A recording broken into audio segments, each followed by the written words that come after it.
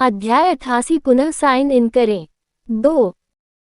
एक निर्देशक के रूप में लियू यानरान ने कुछ महीनों में केवल 100,000 युआन कमाए, लेकिन ये लोग कुछ ही मिनटों में 100,000 युआन मांग रहे थे। ए लिस्ट सेलिब्रिटीज से भी ज़्यादा पैसा कमा रहे थे ये लोग। उस पल में ये हुआन ने अपना फ़ोन लहराया। जब आप इतना कुछ चाहते हैं तो हम पुलिस स्टेशन में बात क्यों नहीं करते? क्या वह पुलिस को बुलाने वाला था?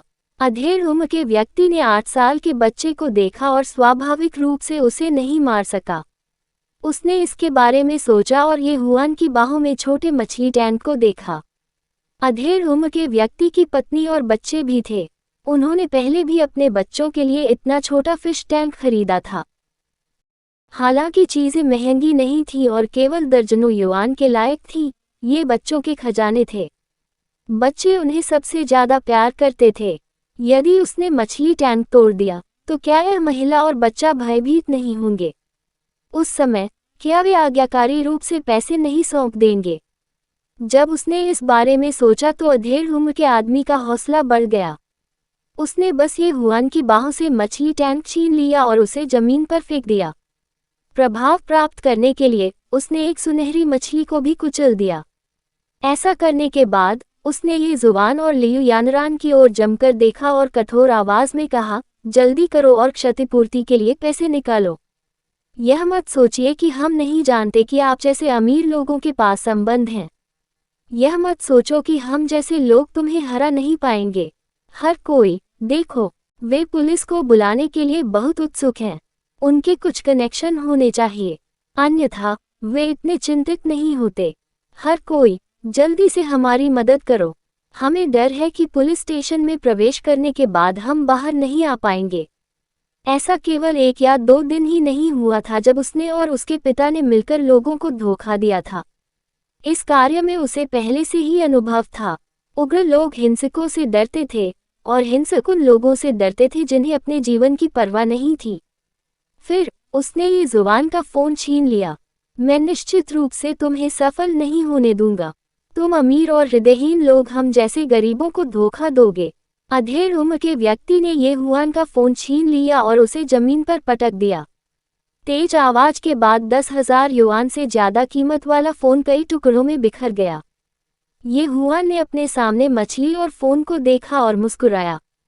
बढ़िया, ये मामला तूल पकड़ चुका था। जैसे ही वे गतिरोध में थे, एक पुलिस की गाड़ी आ गई। आखिरकार, हालांकि ये जुबान ने पुलिस को नहीं बुलाया, यहाँ अधिक से अधिक लोग थे। दर्शकों या ड्राइवरों के बीच स्वाभाविक रूप से व्यस्त लोग थे। जब बुजुर्ग और अधेड़ उम्र के व्यक्ति ने पुलिस को देखा तो वे जाहिर तौर पर घबरा गए। हालांकि ये देखते हुए कि इतने सारे लोग देख रहे थे, चाहकर भी बचने का कोई रास्ता नहीं था। वे पहले भी शिकायत कर सकते हैं। बूढ़ा आदमी पुलिस अधिकारी के सामने झपटा और उसकी जांघ से लिपट गया। वह चिल्लाया, अधिकारी, तुम्हें मेरे लिए खड़ा होना होगा। ये अमीर लोग सभी निर्दयी हैं। मुझसे टकराने के बाद भी उन्हें कोई परवाह नहीं रही और उन्होंने हमें धमकी भी दी। तुम्हें मेरे लिए खड़ा होना होगा। जब बुजुर्ग ने उसकी जान को अपने से चिपका लिया तो पुलिस अधिकारी भी हैरान रह गए। उसने जल्दी से बूढ़े व्यक्ति की मदद की और चिंता से पूछा, क्या आप ठीक हैं? आइए बातें करते हैं। आप क्या कर रहे हो? वह एक पुलिस अधिकारी थे और देश की छवि का प्रतिनिधित्व करते थे। एक बूढ़े आदमी का उसकी जांघ से लिपटना अनुचित था। अधेड़ उम्र के व्यक्ति ने भी गुस्से में कहा, आप नहीं जानते, अधिकारी, मैं और मेरे पिता समझदार लोग हैं। मुझे उम्मीद नहीं थी कि न केवल वे किसी को मारने की जिम्मेदारी नहीं लेना चाहते थे, बल्कि वे बचने के लिए अपनी कार भी चलाना चाहते थे। यदि यह सच नहीं होता कि यहाँ सड़क बहुत संकरी है और मेरे पिता उन्हें रोक रहे हैं, तो शायद वे बहुत पहले ही भाग गए होते। इसके अलावा वे शुरुआत में कार से बाहर नहीं निकले और हमें धमकी भी दी। जब पुलिस ने यह बात सुनी तो उन्होंने तुरंत इसे गंभीरता से लिया। सामान्य यातायात दुर्घटनाओं से निपटना आसान था, लेकिन अगर इसमें हिट एंड रन शामिल हो तो यह आपराधिक जिम्मेदारी की समस्या होगी। लियू यानरान ने उनकी बातें सुनी और पुलिस की ओर देखा। उसने कार की दिशा में इशारा करते हुए कहा, मेरी कार में एक डैशकैम है। मैंने पहले ही सब कुछ रिकॉर्ड कर लिया है। इन शब्दों ने उस बूढ़े आदमी और अधेड़ उम्र के आदमी को तुरंत स्तब्ध कर दिया जो अभी रो रहे थे। फिर वे उन बत्तखों की तरह थे जिनका गला घूंटा जा रहा था और उन्होंने बात करना बंद कर दिया। वे तुरंत घबरा गए। जब पुलिस ने ये सुना तो उन्होंने तुरंत सबूत इकट्ठा करना शुरू कर दिया। कार में लगे डैशकैम ने सटीक समय रिकॉर्ड किया। कैमरे ने भी इस दृश्य को बहुत ही स्पष्टता से कैद किया। बूढ़ा आदमी गलती से कैसे गिर गया और फिर जोर देकर कहा कि लियू यानरान ने उसे मारा। यहाँ तक कि बूढ़े व्यक्ति की कार में खुद से दस्तक देने की छवि भी स्पष्ट रूप से कैद हुई थी। जब बूढ़े व्यक्ति ने ये देखा तो उसने तुरंत इसे स्वीकार करने से इनकार कर दिया। वह तब तक रोता रहा जब तक उसकी नाक सूज नहीं गई और उसके चेहरे से आंसू बहने लगे।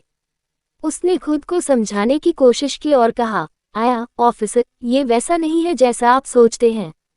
वह अभी अपनी कार चला रही थी। सामने का क्षेत्र एक अंधा स्थान है। यहाँ तक कि डैशकैम भी इसे पकड़ नहीं सकता। जब पुलिस ने ये सुना तो उन्हें एहसास हुआ कि यह बूढ़ा व्यक्ति डैशकैम के बारे में बहुत कुछ जानता है। वह एक पुराना हाथ था। ध्यान से देखें। इस लग्जरी कार का डैशकैम पूरी कार की स्थिति पर भी नज़र रख सकता है।